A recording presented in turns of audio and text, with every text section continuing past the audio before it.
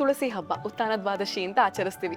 ಅದ್ರ ಬಗ್ಗೆ ನಮ್ಗೆ ಹೇಳೋದಾದ್ರೆ ಆ ತುಳಸಿ ಪ್ರಾದುರ್ಭಾವ ಆಗಿರತಕ್ಕಂಥ ಒಂದು ದಿವಸ ಅಂತ. ತುಳಸಿ ಬಂದಿರುವಂಥ ದಿವಸ ಅಮೃತ ಮಥನ ಆಗುತ್ತೆ. ತುಳಸಿ ಬಂದದ್ದೇ ಹಾಗೆ. ಭಗವಂತ ಕಲಶವನ್ನು, ಸುವರ್ಣ ಕಲಶವನ್ನು ಕೈಯಲ್ಲಿ ಹಿಡಿದುಕೊಂಡು ಧನ್ವಂತರಿ ಅಲ್ಲಿಂದ ಪ್ರಕಟನಾಗಿ ಬರ್ತಾನೆ. ಆ ಕಲಶದಲ್ಲಿ ಅಮೃತ ಇರುತ್ತೆ. ಆ ಅಮೃತವನ್ನು ಭಗವಂತ ನೋಡ್ತಾನೆ. ನೋಡಿದಾಗ ಅವನಿಗೆ ಆನಂದ ಆಗುತ್ತೆ. ಆ ಅಮೃತವನ್ನು ತಾನೇ ನೋಡಿದಾಗ ಆನಂದ ಆಗುತ್ತೆ. ಮನುಷ್ಯನಿಗೆ ಆನಂದ ಆದಾಗಲೂ ಕಣ್ಣೀರು ಬರುತ್ತೆ, ದುಃಖ ಆದಾಗಲೂ ಕಣ್ಣೀರು ಬರುತ್ತೆ. ಆ ಅಮೃತವನ್ನು ನೋಡಿದಾಗ ಭಗವಂತನಿಗೆ ಆನಂದ ಆಯಿತು. ಭಗವಂತನ ಆನಂದದ ಬಿಂದು ಹನಿ ಅದು ನೆಲಕ್ಕೆ ಬೀಳುತ್ತೆ.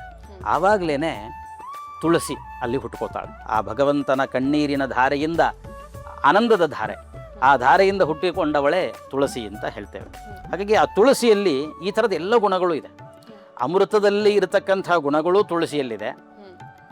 ಭಗವಂತನ ಆನಂದ ಬಾಷ್ಪ ಆದ್ದರಿಂದ ಅದನ್ನು ಯಾರು ಸೇವೆ ಮಾಡ್ತಾರೆ ಅವರಿಗೆ ಆನಂದವನ್ನು ಕೊಡ್ತಕ್ಕಂಥ ಗುಣವೂ ಅದರಲ್ಲಿದೆ. ಹಾಗಾಗಿ ನಮ್ಮಲ್ಲಿ ತುಳಸಿ ಇಲ್ಲದೆ ಪ್ರಾಯ ಭಗವಂತನ ಪೂಜೆ ಇಲ್ಲ.